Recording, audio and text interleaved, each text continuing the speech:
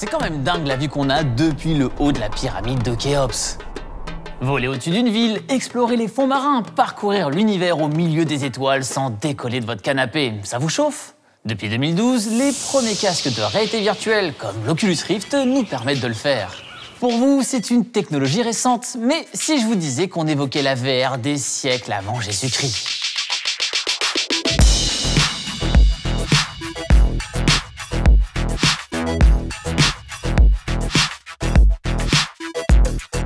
Bonjour à tous et bienvenue sur Déclic, la chaîne dédiée aux esprits ingénieux. Le mot métavers, c'est la contraction des termes méta, autour, au-delà, et vers, suggérant l'univers. Ça veut littéralement dire univers parallèle. Dans le métavers, comme on en parle aujourd'hui, on se déplace dans un espace virtuel sous forme d'avatar et magie. On n'est plus sur Internet, mais dans Internet. Quand on pense réalité virtuelle, on pense tout de suite casque VR, gaming et science-fiction. Mais le métavers, on y est tous passés. Pendant le confinement, avec nos réunions sur Zoom, les apéros sur House Party. Et là, on parle à l'ère moderne, mais le premier à l'avoir évoqué, c'est Platon.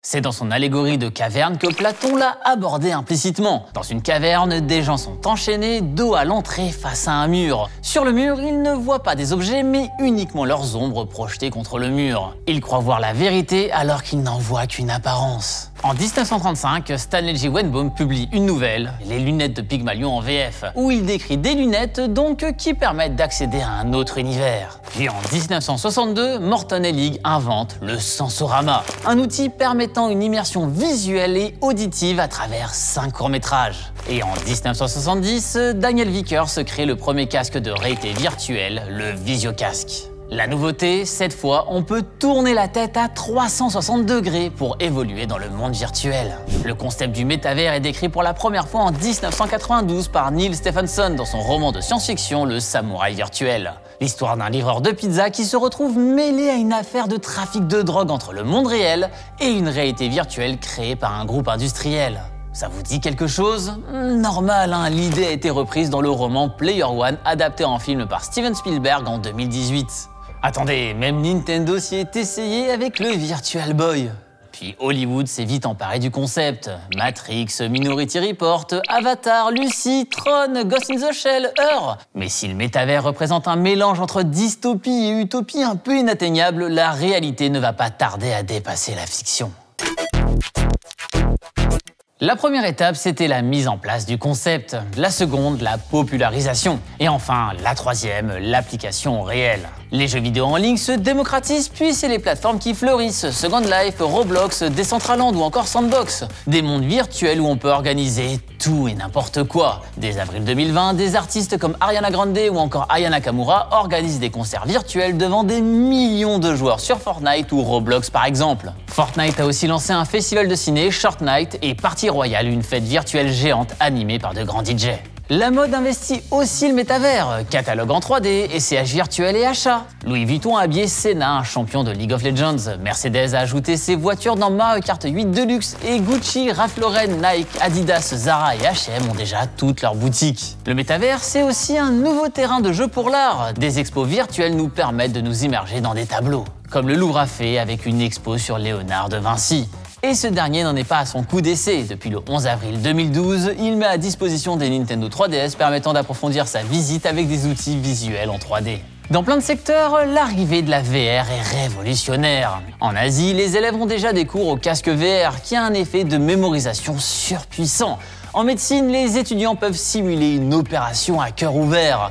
En aviation, Light & Shadows a mis au point des maquettes virtuelles d'avions pour Dassault Aviation et simuler des lignes de production pour Renault. C'est tout bénef, on économise de l'argent et on travaille mieux ensemble où qu'on soit sur la planète. Et en octobre 2021, Facebook démocratise encore plus le métavers en devenant Meta. D'ailleurs, petite info, Meta a proposé à une partie de leurs salariés de travailler en VR depuis chez eux. Et c'est un échec cuisant, les habitudes sont dures à prendre. Le métavers promet de belles choses pour le futur. Déjà, de grandes avancées en médecine. On peut soigner des phobies comme le vertige ou l'arachnophobie grâce à la thérapie d'exposition. Des entreprises ont mis au point des algorithmes pour soulager les tremblements de gens atteints de la maladie de Parkinson.